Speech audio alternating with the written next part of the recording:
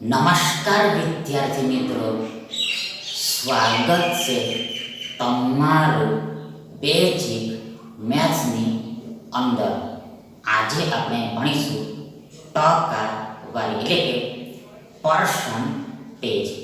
તેમાં first question આ રીતનો છે કે રોબિન ઉથપ્પા એક મેચમાં 110 રન કરે છે, જેમાં 3 બાઉન્ડ્રી અને 6 સિક્સરનો સમાવેશ થાય છે. તો રોબિન ઉથપ્પાએ દોડીને કેટલા ટકા રન કર્યા હશે? 45%, 45.5/11%, 56.4/11% અને 55%. હવે આગળ સૌ પ્રથમ તો ફર્સ્ટ ઓફ ઓલ તો આ રોબિન ઉથપ્પા એક મેચમાં 110 રન કરે છે. 110 રન કરે છે, જેમાં 3 બાઉન્ડ્રી લગાવે છે, 3 બાઉન્ડ્રી મારે છે, 3 બાઉન્ડ્રી મારે છે. હવે આગળ એક બાઉન્ડ્રીના 4 રન થાય, 4 રન થાય, 4 રન્સ થાય, 4 રન થાય. એટલે આગળ આ 3 અને 4 નો ગુણાકાર 3 ચોક 12 થાય, 4 તારી 12 થાય, 12 થાય. આગળ 6 સિક્સર મારે છે, 6 સિક્સ મારે છે, 6 સિક્સ મારે છે, 6 સિક્સ મારે છે. આગળ આ 6 ના 6 રન હોય, 6 રન હોય, 6 રન હોય. એટલે આગળ આ 6 છંકે 36 થાય, 36 થાય, 36 થાય. એટલે આગળ આ 12 અને આ 12 વત્તા 36, 12 વત્તા 36 કેટલા થાય? તો જુઓ, આ 12 વત્તા 36 36 48 થાય, 48 થાય, 48 થાય, 48 થાય. મતલબ કે આ રોબિન ઉથપ્પાએ 48 રન દોડીને ન કર્યા હશે. આ રોબિન ઉથપ્પાએ 48 રન દોડીને ન કર્યા હશે, દોડીને ન કર્યા હશે. એટલે આગળ આપણે રોબિન ઉથપ્પાએ દોડીને કરેલા રન શોધી શકીએ. આ રોબિન ઉથપ્પાએ દોડીને કરેલા રન શોધી શકીએ. એટલે સૌપ્રથમ જુઓ, આ રોબિન ઉથપ્પા કુલ રન આ 110 કરે છે, 110 કરે છે, 110 કરે છે. હવે આગળ આ 48 રન 48 રન દોડીને કરતો નથી, દોડીને કરતો નથી. એટલે આગળ આ 110 માંથી આ 48 ને આપણે ઘટાડીએ તો આપણને દોડીને કરેલા રન મળી જાય, દોડીને કરેલા રન મળી જાય. એટલે આગળ આ 110 ઓછા 48 કેટલા થાય? કેટલા થાય? તો જુઓ, આ 62 એટલે 62 થશે, 62 એટલે 62 થશે. મતલબ કે આ રોબિન ઉથપ્પા 62 રન 62 રન દોડીને કરે છે, દોડીને કરે છે. હવે આગળ આપણે આ 62 ના ટકા શોધવાના છે, પર્સન્ટેજ ફાઇન્ડ કરવાના છે. તેથી સૌપ્રથમ આ 62 ના છેદમાં એટલે ભાગાકારમાં આ 110 લખાશે. મતલબ કે કુલ રન લખાશે, કુલ રન લખાશે, કુલ રન લખાશે. મતલબ કે આ રોબિન ઉથપ્પા 62 રન દોડીને તો કરે છે, દોડીને તો કરે છે, પણ કુલ કેટલા રનમાંથી? કુલ કેટલા રનમાંથી? તો જુઓ, તે કુલ આ 110 રનમાંથી, આ 110 રનમાંથી 100, તેથી છેદમાં 110 લખવા પડે. 110 રાઈટ કરવા પડે. ઓલસો આ આખી સંખ્યાને 100% વડે ગુણવી પડે, 100% વડે મલ્ટીપ્લાય કરવી પડે, બીકોઝ આપણે ટકા શોધવાના છે. એટલે આગળ બરાબર ઇક્વલ શું થશે, શું થશે, શું થશે? જુઓ, સૌપ્રથમ આ 100 ને આપણે 10 ગુણ્યા 10 એમ લખી શકીએ. આ 100 ને આપણે 10 ગુણ્યા 10 એમ લખી શકીએ, મતલબ કે 10 દાન 100 થાય. એટલે 10 અને 10 નો ગુણાકાર 100 થાય, 100 થાય. આગળ આ 110 ને આપણે 11 ગુણ્યા 10 એમ લખી શકીએ. 11 ગુણ્યા 10 એટલે 10 ગુણ્યા 11 એમ લખી શકીએ, મતલબ કે 11 દાન 110 થાય, મતલબ કે 11 અને 10 નો એટલે 10 ને 11 નો ગુણાકાર આ 110 થાય, 110 થાય. હવે આગળ આ 10 ઉપર નીચે કેન્સલ થઈ જશે, એટલે કે 10 એકુ 10 થાય, મતલબ કે આ 10 માં આ 10 વડે એક વખતમાં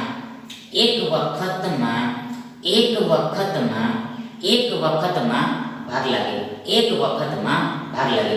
વન ટાઈમમાં ડિવાઈડ થઈ, વન ટાઈમમાં ડિવાઈડ થઈ, વન ટાઈમમાં ડિવાઈડ થઈ, મતલબ કે આ 10 અને 1 નો એટલે 1 અને 10 નો ગુણાકાર આ 10 થઈ, 10 થાય. એટલે આગળ આપણી પાસે ઉપર એટલે અંશમાં ન્યુમેરેટરમાં આ 62 અને આ 10 બચે, આ 62 અને 10 બચે, મતલબ કે આ 62 અને 10 નો ગુણાકાર બચેલો છે.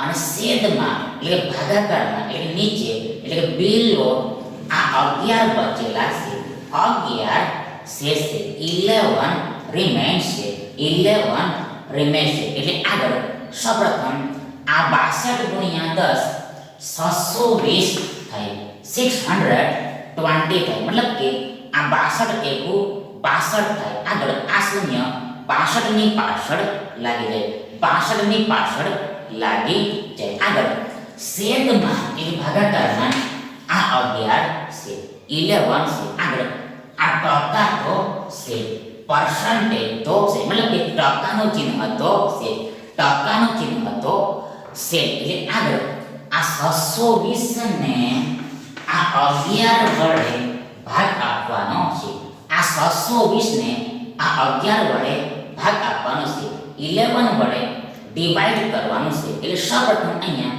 11 55 થશે. આગળ આ 62 માંથી 55 ઘટે તો આપણને 7 મળે, 7 મળે. આગળ આ શૂન્ય નીચે આવે એટલે આપણી પાસે 70 હોય, એટલે આગળ 11 થાય, 66 થાય. એટલે આગળ આ 70 માંથી આ 66 ઘટે તો આપણને 4 મળે, 4 મળે, મતલબ કે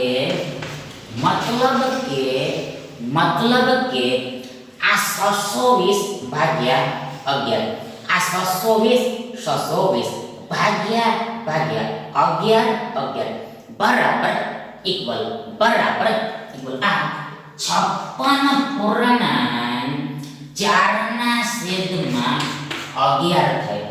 આ 56 પૂર્ણાંક આ 4 ના છેદમાં 11 થાય, 56 4 ના છેદમાં 11 થાય, મતલબ કે આ 620 ના છેદમાં 11 સાદો અપૂર્ણાંક છે, એટલે કે સિમ્પલ ફ્રેક્શન છે, જે મિશ્ર અપૂર્ણાંકમાં એટલે કે મિક્સ્ડ ફ્રેક્શનમાં 56 4 ના છેદમાં 11 થાય, 56 4/11 થાય. આગળ આ ટકા તો છે, પર્સન્ટેજ તો છે. આગળ બરાબર ઇક્વલ આ 56 4 ના છેદમાં 11 ના છેદમાં 100 થાય. આ 56 પૂર્ણાંક 4 ના છેદમાં 11 ટકા એટલે આ 56 પૂર્ણાંક 4 ના છેદમાં 11 ના છેદમાં શું થાય ભાગાકારમાં શું થાય ડિવિઝનમાં 100 થાય મતલબ કે જો રોબિન ઉથપ્પા મેચમાં કુલ 100 રન કરે 100 રન કરે 100 રન કરે 100 રન કરે તો તેને દોડીને 56/4/11 રન 56/4/11 રન કરેલા હશે મતલબ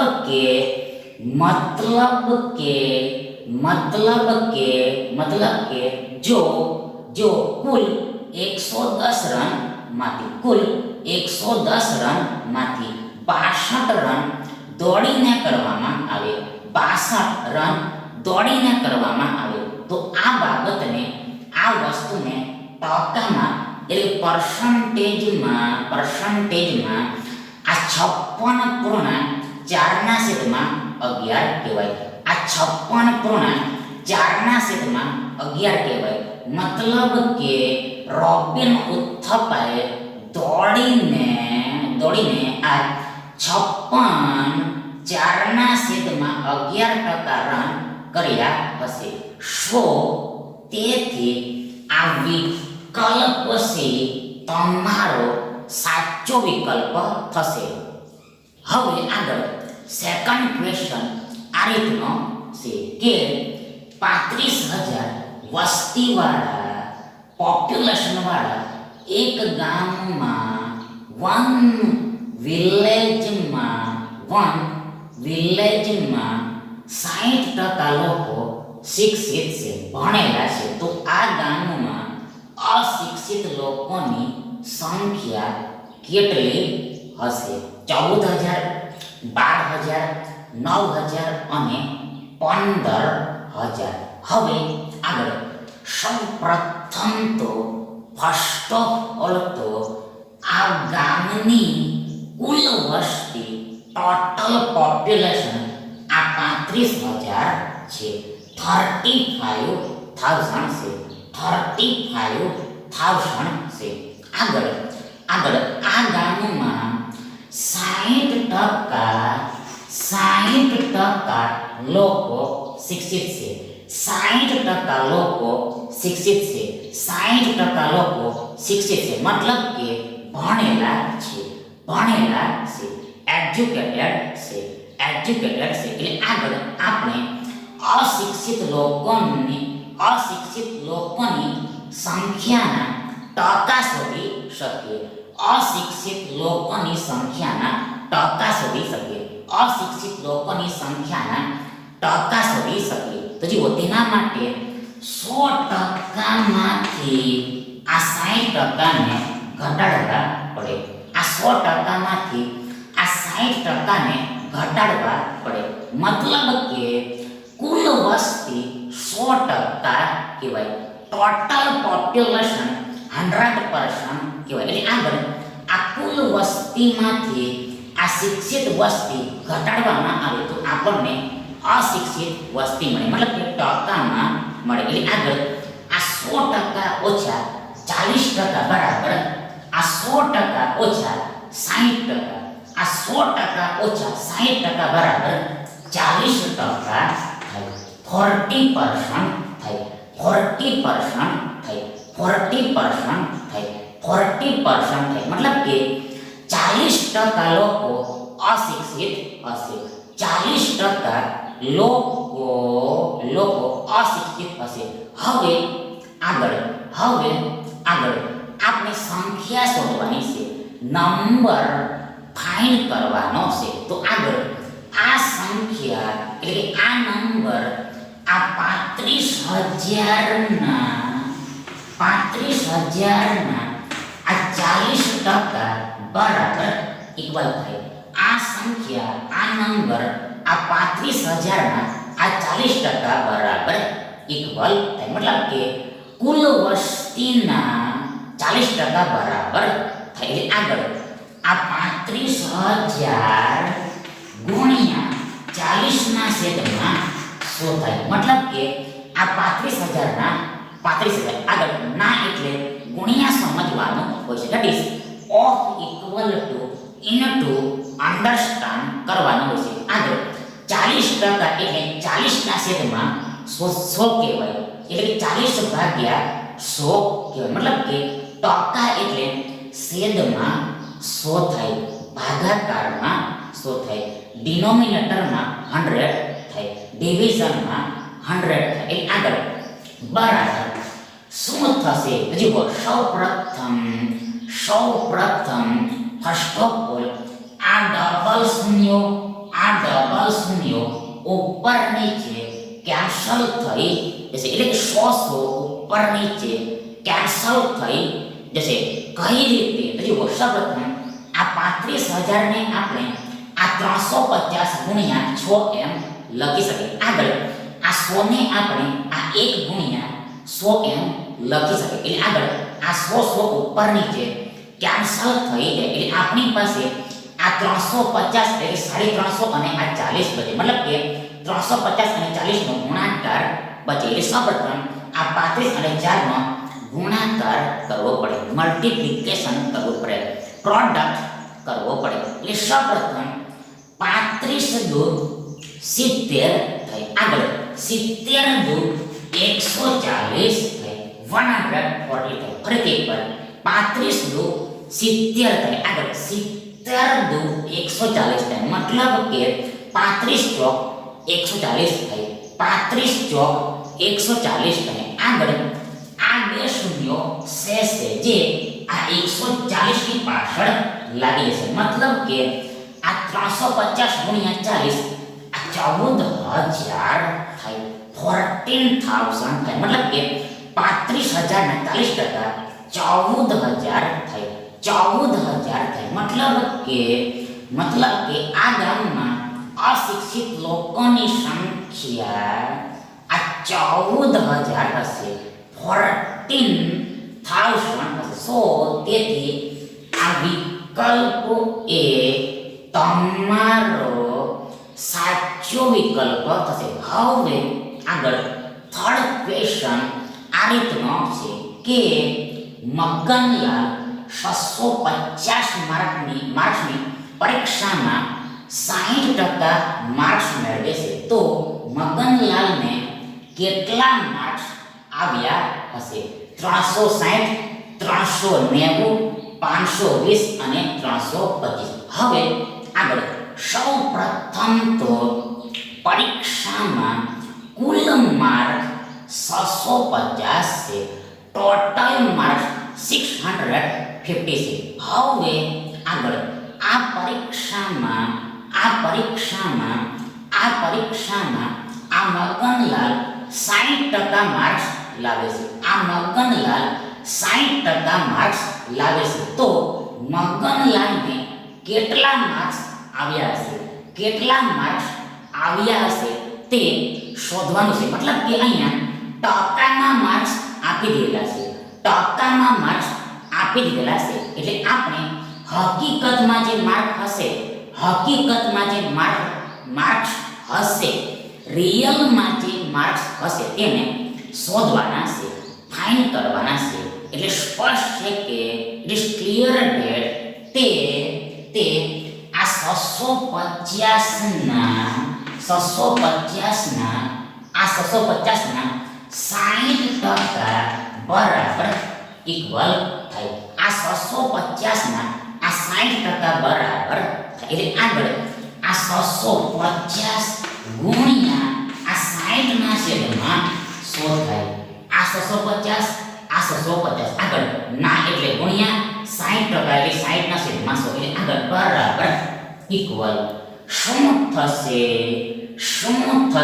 તો જુઓ સૌપ્રથમ આ શૂન્ય ઉપર નીચે કેન્સલ થઈ જશે એટલે 10 ઉપર નીચે કેન્સલ થઈ જશે આગળ આ જ પ્રમાણે આ શૂન્ય અને આ શૂન્ય ઉપર નીચે કેન્સલ થઈ જશે એટલે 10 ઉપર નીચે કેન્સલ થઈ જશે હાવ તો જુઓ સૌપ્રથમ આ 650 ને આપણે આ 65 ગુણ્યા 10 એમ લખી શકીએ આગળ આ 60 ને આપણે 6 ગુણ્યા 10 એમ લખી શકીએ. આગળ આ 100 ને આપણે 10 ગુણ્યા 10 એમ લખી શકીએ. એટલે આગળ આ 10 આ 100 ના એક 10 સાથે કેન્સલ થઈ જશે. આગળ આ જ પ્રમાણે આ 10 આ 6 ના બીજા 10 સાથે કેન્સલ થઈ જશે. ઇન શોર્ટ ટૂંકમાં 10 ગુણ્યા 10 10 ગુણ્યા 10 ઉપર નીચે કેન્સલ થઈ જશે. ધેટ ઇઝ 100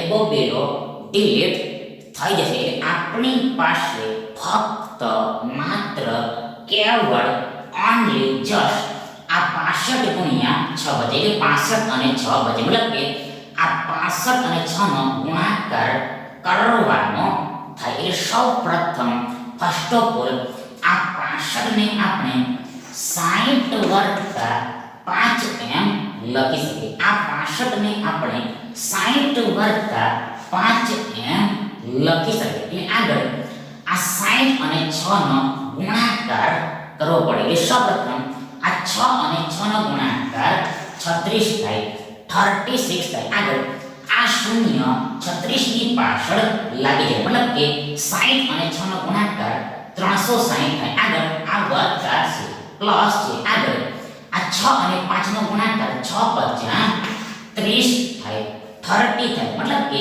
65 ગુણ્યા 6 બરાબર 360 વત્તા 30 થાય. એટલે આગળ બરાબર ઇક્વલ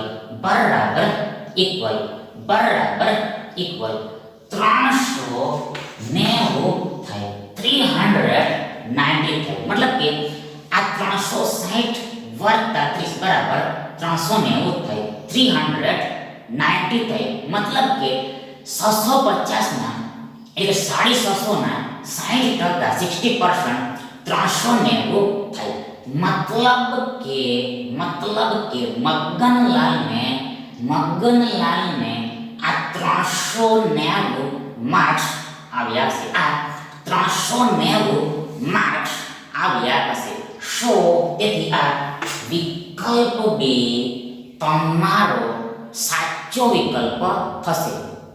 આગળ ફોર્થ ક્વેશ્ચન આ રીતનો છે કે કોઈ પરીક્ષામાં પાસ થવા માટે 40% ગુણની આવશ્યકતા છે. કોઈ વિદ્યાર્થી આ પરીક્ષામાં 232 માર્ક્સ મેળવે છે અને 8 માર્ક્સથી નાપાસ થાય છે, ફેલ થાય છે, તો કુલ કેટલા માર્ક્સનું પેપર હશે? 600, 1200, 800 અને 900. હવે આગળ સૌપ્રથમ તો ફર્સ્ટ ઓફ ઓલ તો કોઈ પરીક્ષામાં પાસ થવા માટે, સફળ થવા માટે 40% ગુણ જરૂરી છે, કમ્પલસરી છે, ફરજિયાત છે. મતલબ કે આવશ્યક છે, નેસેસરી છે. આગળ કોઈ વિદ્યાર્થી આ પરીક્ષામાં 232 માર્ક્સ મેળવે છે. કોઈ વિદ્યાર્થી પરીક્ષામાં આ 232 માર્ક્સ મેળવે છે અને આ તેમ છતાં પણ 8 માર્ક્સથી નાપાસ થાય છે. 8 માર્ક્સથી નાપાસ થાય છે. મતલબ કે જો આ વિદ્યાર્થી 8 માર્ક્સ વધારે લાવે તો પાસ થઈ જાય, સફળ થઈ જાય, સક્સેસ થઈ જાય. એટલે આગળ આ 232 વત્તા 8 બરાબર 240 થાય, 240 થાય, 240 થાય. મતલબ કે પાસિંગ માર્ક્સ 240 થાય, 240 થાય. આ 240 થાય, 240 થાય. જ્યારે when since ટકામાં એટલે પર્સન્ટેજમાં પાસિંગ માર્ક્સ આ 40 છે. મતલબ કે 40% છે, 40% છે. સો અહીં આ બંનેને સરખાવવામાં આવે, કમ્પેર કરવામાં આવે, એટલે કે બરાબર લઈ લેવામાં આવે તો આપણને 100%ની કિંમત મળી જાય. મતલબ કે 100% બરાબર 100% શું થાય તે મળી જાય. મતલબ કે પરીક્ષામાં રહેલ કુલ માર્ક્સ મળી જાય. મતલબ કે પેપરમાં કુલ કેટલા માર્ક્સ હશે તે મળી જાય. એટલે આગળ આ 100% બરાબર આ 100% ગુણ્યા 240 ના છેદમાં આ 40% થાય. ફરીથી એકવાર આ 100% બરાબર આ 100% ગુણ્યા 240 ના છેદમાં 40% થાય. મતલબ કે જ્યારે પણ આ ચોથા પદની કિંમત શોધવાની હોય, આ ચોથા પદની કિંમત શોધવાની હોય ત્યારે તેને આ બીજા અને ત્રીજા પદનો એટલે ત્રીજા અને બીજા પદનો ગુણાકાર કરવાનો હોય છે અને ભાગાકારમાં આ પહેલા પદને લખવાનો હોય છે. એટલે આગળ બરાબર ઇક્વલ શું થશે તો જુઓ, સૌપ્રથમ આ ટકા ઉપર નીચે કેન્સલ થઈ જશે. આગળ અહેડ ફોરવર્ડ આ શૂન્ય ઉપર નીચે કેન્સલ થઈ જશે. મતલબ કે 10 ઉપર નીચે કેન્સલ થઈ જશે. આગળ 4 × 24 થાય. મતલબ કે 24 માં 4 વડે 6 વખતમાં ભાગ લાગે. 6 ટાઈમ્સમાં ડિવાઈડ થાય. મતલબ કે 6 અને 4 નો એટલે 4 અને 6 નો ગુણાકાર મલ્ટીપ્લિકેશન પ્રોડક્ટ 24 થાય. 24 થાય. એટલે આગળ આ 100 અને 6 બચે. આ 6 અને 100 બચે. મતલબ કે આ 6 અને 6 નો ગુણાકાર કરવાનો થાય, મલ્ટીપ્લિકેશન કરવાનો થાય, પ્રોડક્ટ કરવાનો થાય. એટલે આગળ આ 600 થાય, 600 થાય. મતલબ કે 100% બરાબર 600 થાય. 100% ઇક્વલ ટુ 600 થાય. મતલબ કે કુલ 600 માર્ક્સનું પેપર હશે. કુલ 600 માર્ક્સનું પેપર હશે. 600 માર્ક્સનું પેપર હશે. તેથી આ વિકલ્પ એ તમારો સાચો વિકલ્પ થશે. હવે આગળ 5th ક્વેશ્ચન આ રીતનો છે કે મનીષને કોઈ પરીક્ષામાં 284 માર્ક્સ આવે છે, જે પાસિંગ માર્ક્સ કરતાં 40 વધારે છે, મોર છે. જો આ પરીક્ષામાં પાસ થવા માટે 45% ગુણની આવશ્યકતા હોય, એટલે જરૂરી હોય, નેસેસરી હોય, કમ્પલસરી હોય, ફરજિયાત હોય, તો કે કુલ કેટલા માર્ક્સનું પેપર હોય? કુલ કેટલા માર્ક્સનું પેપર હોય? મતલબ કે પરીક્ષામાં કુલ કેટલા માર્ક્સ હોય, ટોટલ માર્ક્સ કેટલા હોય? અને વિકલ્પો આના આ જ છે. હવે આગળ આ મનીષને પરીક્ષામાં આ 284 માર્ક્સ આવે છે. આ 284 માર્ક્સ આવે છે, જે પાસિંગ માર્ક્સ કરતાં 14 વધારે છે, 14 મોર છે. મતલબ કે આ 284 માંથી આ 14 ને ઘટાડવામાં આવે, બાદ કરવામાં આવે, સબટ્રેક્ટ કરવામાં આવે, માઈનસ કરવામાં આવે તો આપણને પાસિંગ માર્ક્સ મળી જાય. મતલબ કે પાસ થવા માટેના લઘુત્તમ ગુણ મળી જાય. એટલે આગળ આ 284 ઓછા 14 બરાબર ઇક્વલ 270 થાય. 270 થાય. 270 થાય. 270 થાય. મતલબ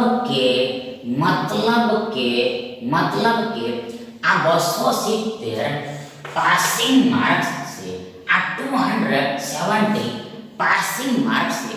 જ્યારે વેન સિન્સ ટકામાં એટલે પર્સન્ટેજમાં આ પાસિંગ માર્ક્સ 45 એટલે 45% છે. 45% છે.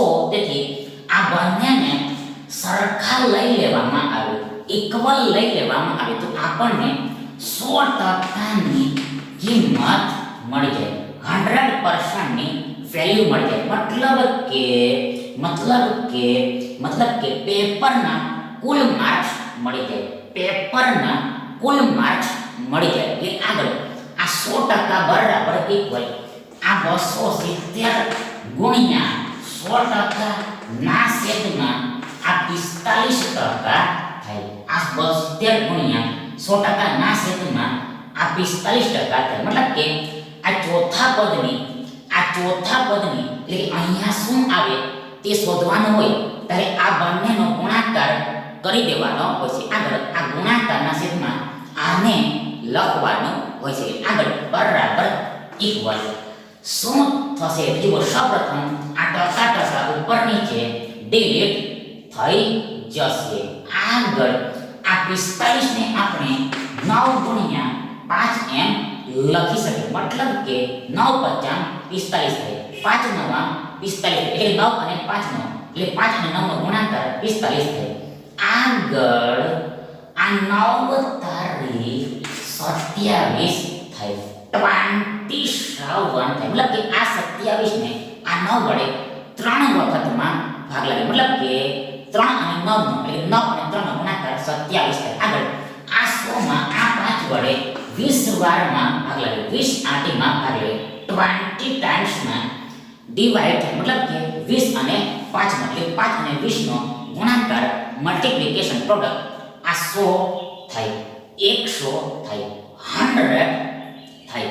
100 થાય. એટલે આગળ આપણી પાસે